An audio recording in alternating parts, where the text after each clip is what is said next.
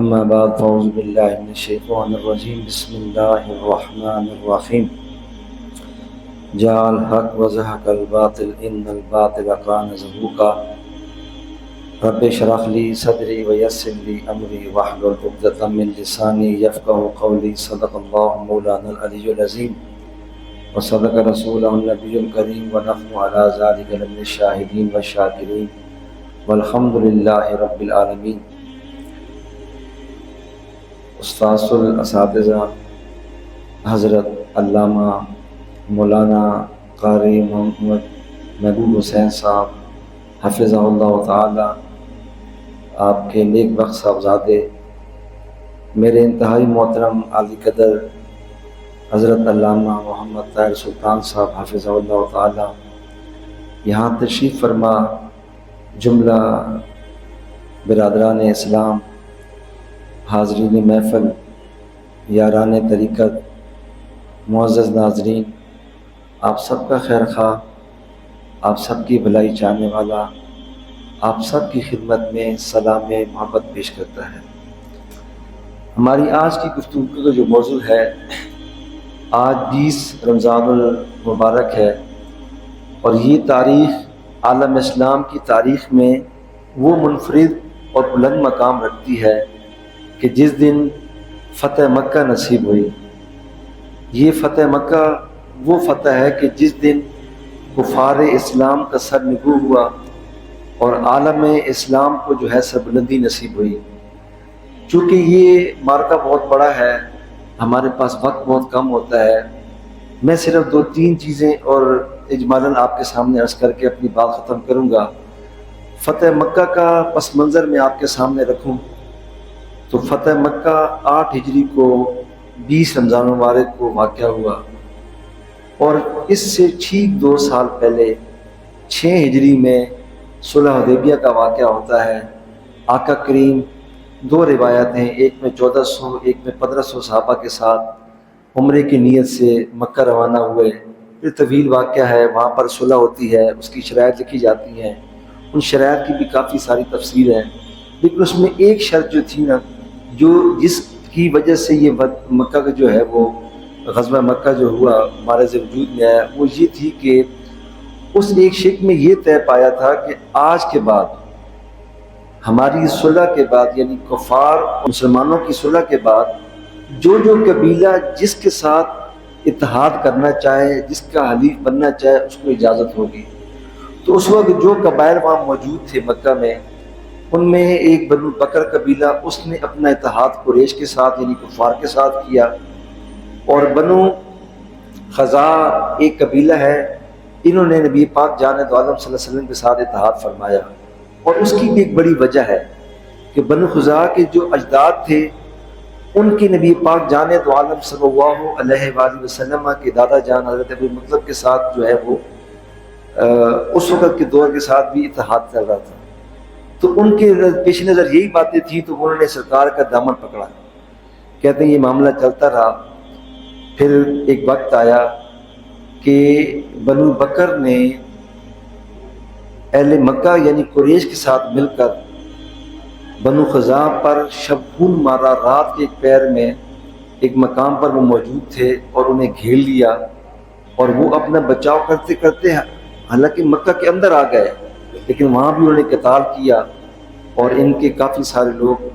جو ہے وہ جان سے چلے گئے۔ تو پھر ان میں سے ایک شخص تھے حضرت عمر بن سالم خزائی، وہ آقا کریم کی بارگاہ میں حاضر ہوئے اور بڑے دکھ انداز میں اشعار پڑھے اور اپنی ساری یہ ردات بتائی کہ ہمارے ساتھ یہ معاملہ ہوا، ہمارے ساتھ یہ زیادتی ہوئی، ہمارے اتنے لوگوں کا ناک قتل ہوا۔ تو آقا کریم اس وقت وضو فرما رہے تھے، اور آپ نے اسی وقت فرمایا کہ ہم تیار ہیں، ہم آپ کی مدد کریں گے۔ پھر آقا کریم نے اعلان فرمایا، اور جو آپ اس دوران یہ صلح حدیبیہ کی میں آپ کو ایک بہت بڑی بات بتاؤں کہ بعض لوگ صلح حدیبیہ کو اس وقت کے بھی جو آقا کریم کے صحابہ کرام تھے، وہ بھی اس صلح سے بڑے ایک قسم کے مغموم تھے کہ وہ ساری شرائط ایک قسم کی مسلمانوں کے خلاف تھی۔ لیکن جتنی بھی مفسرین ہیں وہ سب یہ لکھتے ہیں کہ در حقیقت صلح حدیبیہ ہی مسلمانوں کی فتح کا اعلان ہو چکا تھا، کیونکہ اس کے بعد پھر ایک یہ اصول طے پا گیا تھا کہ اب آپس میں جنگ نہیں ہوگی، جو جہاں رہے گا اپنا کام کرے گا۔ تو مسلمانوں کو آرام کے ساتھ تبلیغ اسلام کا موقع ملا، اور اس 1.5 سال میں بہت تیزی کے ساتھ مسلمان جو ہے حلقہ بگوش اسلام ہوئے۔ تو مسلمانوں کی ایک بڑی طاقت بن چکی تھی۔ جب آقا کریم نے یہ حکم فرمایا تو روایات میں آتا ہے کہ بعض روایات میں 10,000 ہے، بعد میں 12 ہے، اور بعد میں 14,000 کا لشکر جو ہے وہ سرکار نے تیار فرمایا۔ اور پھر اس کی کافی تفصیلات ہیں، بڑی احتیاطیں فرمائیں کہ سرکار نے رب کی بارگاہ میں یہ عرضی پیش کی کہ مالک ایسا معاملہ فرما کہ کفار تک ہمارے اس لشکر کی بھنک بھی نہ پڑے۔ اور پھر ایسا ہی ہوا کہ انہیں اس وقت پتہ لگا کہ جب یہ ایک جگہ کا نام ہے مر زہران، یہاں پر آقا کریم نے پڑاؤ ڈالا،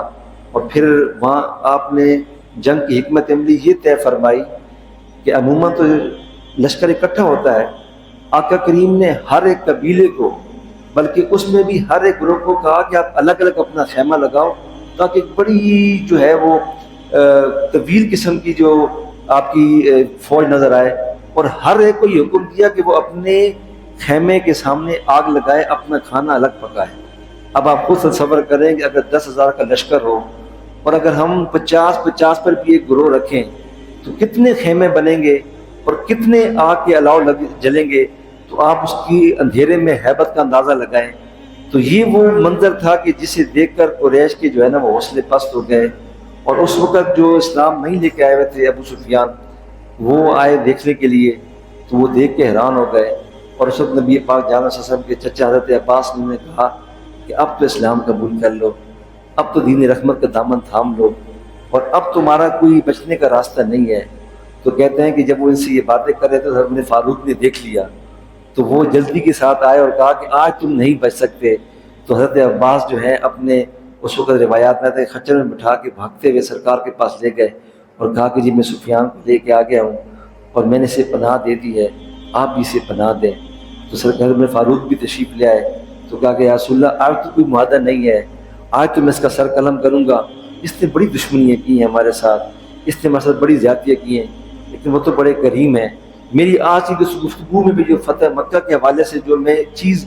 اس کا سبق دینا چاہ رہا ہوں، اس میں بھی جو مین چیز ہے وہ آقا کریم کی رحمت کا پہلو ہے۔ اور ہم نے اس میں یہ دیکھنا ہے کہ جب کوئی شخص فاتح کی حیثیت سے، جب انسان فتح یاب ہو جائے، اور جب ہم دیکھتے ہیں کہ لوگ فتح یا کسی منصب پہ فائز ہو جائیں تو پھر ان کے اندر غرور آ جاتا ہے، پھر ان کے اندر صلہ رحمی ختم ہو جاتی ہے، پھر وہ بدلے والی کیفیت آ جاتی ہے۔ لیکن قربان جائیں آمنہ کے لال کے کہ وہ اس وقت بھی ان کی رحمت عروج پہ ہے۔ سرکار نے فرمایا عمر میں اسے پناہ دے چکا ہوں۔ پھر اگلا جملہ سنے حضرت عباس کا، عباس کہنے لگے یا رسول اللہ سفیان جو ہے نا وہ قریش کے رؤساء میں سے ہے، قریش کے سرداران میں سے ہے، تو اس کی عزت اور مقام کا کوئی تقاضا ہے، اسے کوئی پریویلیج دینا چاہیے۔ ہم آج کے دور میں یہ کہہ سکتے ہیں اسی کوئی فیس سیونگ دینی چاہیے کہ یہ وہاں جائے تو اسے کم از کم شرمندگی نہ ہو۔ تو پھر قربان جائے آقا کے کہ آقا نے فرمایا کہ ٹھیک ہے عباس سفیان سے کہہ دو جا کے قریش میں اعلان کر دے کہ جو سفیان کے گھر میں بھی آ جائے گا اسے بھی پناہ ہے۔ تو بتائیں کتنی بڑا صلہ رحمی ہے، کتنی بڑی شفقت ہے۔ پھر آقا کریم مکہ میں داخل ہوتے ہیں۔ یہاں پر ایک میں اور واقعہ عرض کرتا ہوں کہ جو لوگ ہمارے بارے میں یہ بات کرتے ہیں کہ اسلام جو ہے وہ دہشت گردی کا مذہب ہے، اسلام جو ہے وہ دین رحمت کے بجائے دین زحمت ہے، لوگ یہ کہتے ہیں کہ کہیں بھی دہشت گردی ہوتی ہے، کہیں بھی قتل و غارت ہوتی ہے، اس کا تعلق اسلام سے جوڑا جاتا ہے۔ یہ ایک صحابی ہیں، ان کا نام ہے حضرت جریر بن سراقہ۔ آقا کریم جب یہ لشکر لے کے روانہ ہوئے تو ایک دم آپ نے حکم فرمایا کہ لشکر کو روک دو۔ تو صحابہ کرام حیران ہوئے۔ اب یہاں بھی دو روایتیں، ایک روایت مکہ میں داخل ہوتے وقت کی ہے اور ایک روایت انہوں نے مکہ سے پہلے کی ہے۔ تو صحابہ نے عرض کی یا رسول اللہ خیر ہے کیا ہوا؟ تو آپ نے حضرت جریر بن سراقہ سے کہا کہ تم فلانی جگہ پہ رک جاؤ، وہ دیکھو ایک کتیا، اس کے بھی نئے نئے بچے ہوئے ہیں اور وہ چھوٹے چھوٹے بچے اپنی ماں کا دودھ پی رہے ہیں، ایسا نہ ہو کہ ہمارا لشکر گزرے اور وہ کتیا بدک جائے اور اس کے بچے کا دودھ جو ہے وہ بچے ڈر جائے۔ اب آپ تصور کریں کہ جب 14 12 10 ہزار کا لشکر ہو، آپ کی طاقت کا عروج ہو اور آپ ایک کتیا کے بچے کا خیال کر رہے ہوں، تو وہ محمد عربی کا دین کیسے ہو سکتا ہے کہ جو لوگوں کے گلے کاٹے، جو لوگوں کی حق تلفی کرے؟ اصل میں محمد عربی کا دین ایسا نہیں ہے. ہم ان دین کے جو پیروکار ہیں، ہم اپنی ذاتی مفادات پر، اپنی ذاتی انا پر، اپنی ذاتی ناپسند پر اپنے دین کا غلط استعمال کرتے ہیں. تو میں عرض کر رہا تھا کہ جب آقا کریم مکہ میں داخل ہوتے ہیں تو پھر خانہ کعبہ میں تشریف لے جاتے ہیں اور وہاں 365 بت ہے. تو پھر آپ اپنی چھڑی سے ہر بت کو گراتے ہیں اور یہ سورہ آیت پڑھتے ہیں کہ جاء الحق وزہق الباطل ان الباطل کان زہوقا، کہ حق آن پہنچا ہے اور باطل مٹ گیا ہے، اور یقیناً باطل چیز ہی ایسی ہے جو مٹنے والی ہے. تو دوستو، ہمیں اس فتح مکہ سے یہ سبق ملتا ہے کہ آقا کریم جب اپنی طاقت کی عروج پر بھی ہیں تب بھی کرم فرماتے ہیں. پھر آقا کریم کے سامنے سارے اہل مکہ موجود ہیں. پھر آپ ذرا تصور میں وہ منظر لائیں نا، وہاں وہ بھی موجود ہے کہ جنہوں نے رات کو آپ کو طائف میں پتھر مارے، آپ کے پاؤں لولہان کر دیے، وہاں وہ بھی موجود ہے جو آپ کو اس قدر مجبور کرتے ہیں کہ رات کی تاریکی کو آپ کو مکہ چھوڑنا پڑتا ہے. یا وہ بھی بدبخت موجود ہے کہ جو آپ پر معاشی تنگی کا یہ عالم کرتے ہیں کہ شیب ابی طالب نے آپ نے رہ کر 3 سال پتے کھا کے زندگی گزاری ہے. کون کون سا ظلم، کون کون سی زیادتی، کون کون سی تکلیف دینے والا آج موجود نہیں ہے. آقا کریم کے لب مبارک سے الفاظ نکلتے ہیں اور فرماتے ہیں بتاؤ میں تمہارے ساتھ کیا معاملہ کروں. تو پھر آگے سے جواب دینے والے کہتے ہیں آپ بھی کریم ہیں اور آپ کریم باپ کے بیٹے ہیں تو قربان جائیں. اس وقت آقا کریم نے فرمایا میں آج تمہارے ساتھ وہ معاملہ کرتا ہوں کہ جو یوسف علیہ السلام نے اپنے بھائیوں کے ساتھ کیا تھا. جاؤ، آپ نے فرمایا لا تثریب علیکم اليوم انتم طلقاء، کہ آج تم پہ کوئی مواخذہ نہیں ہے، آج تم پہ کوئی ملامت نہیں ہے. یارو ذرا وہ تصور میں تو لے کے آؤ نا کہ جب لوگ یہ سوچ رہے ہوں گے کہ آج ہماری پیشی ہوگی، جب لوگ یہ سوچ رہے ہوں گے کہ آج ہمیں مکہ سے دیس نکالا دیا جائے گا، جب لوگ یہ سوچ رہے ہوں گے کہ آج ہم پر کوئی جرمانے عائد ہوں گے، لیکن قربان جائیں اس کریم پر، وہ فرما رہا ہے کہ جاؤ تمہیں معاف کیا. اور پھر یہاں پر بھی نہیں، پھر ان 3 بدبختوں میں جو اس وقت بھی حضرت بلال کو مکہ کی چھت پہ کھڑا ہوا اذان دیکھ رہے ہیں تو ان کے چہرے کا رنگ بدل رہا ہے، آپس میں کہہ رہے ہیں کہ کاش ہمارا والد نہ ہوتا، شکر ہے کہ ہمارا والد مر گیا کہ یہ منظر نہ دیکھتا. پھر آپ نے اس میں سے بھی ایک شخص کو بلایا اور گورنر مکہ بنایا. تو یہ آقا کی کرم نوازی ہے. میں صرف آپ کو اس فتح مکہ سے یہ درس دینا چاہتا ہوں کہ زندگی میں معاملے آ جاتے ہیں جب ہم ایسی پوزیشن پہ ہو جاتے ہیں کہ ہم اپنے بدلے لے سکیں، اپنی تکلیفوں کا ازالہ کروا لیں. لیکن اگر اس وقت ہم اپنا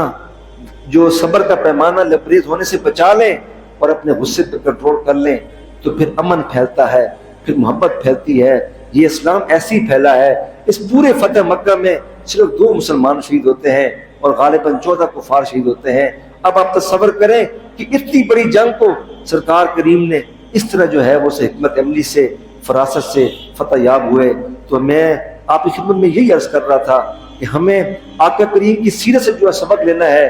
وہ امن کا سبق لینا ہے، وہ اخوت کا سبق لینا ہے، وہ رافت کا سبق لینا ہے، وہ چاہت کا سبق لینا ہے. اللہ کریم ہمیں نبی پاک جان دو عالم صلی اللہ علیہ وسلم کی سیرت طیبہ سے سبق لے کر اور اپنی زندگیوں میں اس میں عمل کی توفیق عطا فرمائے اور ہم سب کا خاتمہ بالخیر فرمائے. وآخر دعوانا ان الحمد للہ رب العالمین.